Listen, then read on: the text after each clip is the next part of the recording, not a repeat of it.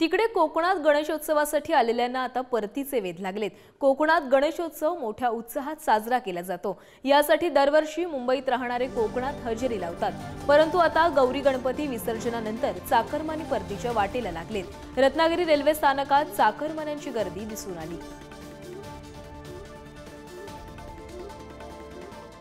गौरी गणपतीच्या सणासाठी गावी आलेले कोकणवासी हळूहळू मुंबईकडे परतू लागलेत। रेल्वे आणि एसटीचं आरक्षण नसलेले कोकणवासी खासगी बसनं प्रवास करतायत। मात्र खासगी बसचे तिकीट दर अव्वाच्या सव्वा झालेत। यामुळे चाकरमानीही हैराण झालेत आणि याचाच आढावा घेतलाय आमच्या प्रतिनिधींनी। पाहूया।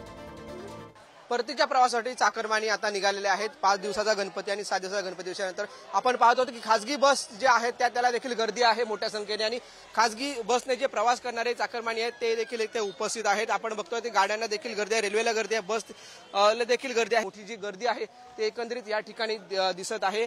बरेच जण आहेत, हे प्रवासी देखील आहेत। काका काय सांगाल, आज तिकीट किती आहे? आज 1400 रुपये नॉन एसीचं तिकीट आहे।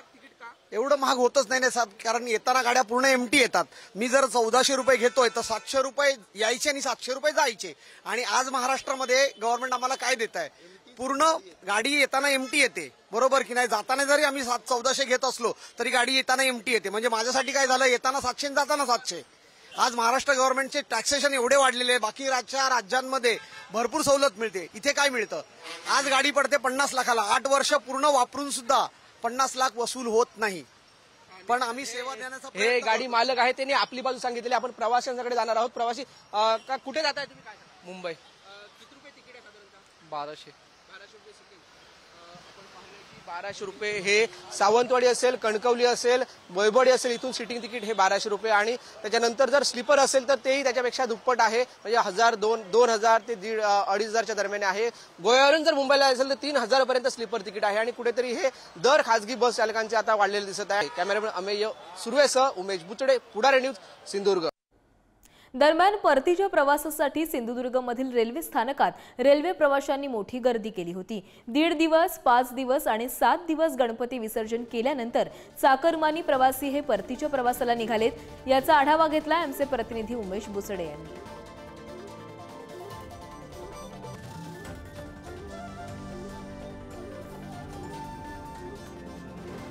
मुंबईतील चाकरमानी आता परतीच्या प्रवासासाठी निघालेले आहेत। आपण पाहत आहोत कणकवली रेल्वे स्थानक आहोत। कणकवली रेल्वे स्थानकात जनशताब्दी एक ट्रेन आलेली आहे आणि चाकरमानी आपली जे सगळे बॅगा बोजा आहेत ते घेऊन परतीच्या प्रवासासाठी मुंबईला निघालेले आहेत। 5 दिवसाचं गणपती विसर्जन असेल, गौरी गणपती 7 दिवसाचं विसर्जन, हे सर्व विसर्जन आटपून आता हे जात आहेत। आपण पाहतो की रेल्वे स्थानकात, प्रत्येक रेल्वे स्थानकात ही गर्दी झालेली आहे। गणपती आता आपले 7 दिवसाचे गणपती झाले, आता मुंबईला रिटर्न आता चाललोय। आता कणकवली रेल्वे स्थानकामध्ये आणि प्रत्येक जण जो आहे चाकरमानी आता गणपती विसर्जनानंतर हा जो चाकरमानी आहे तो परतीच्या प्रवासांना आपल्याला जाताना येथे दिसत आहे।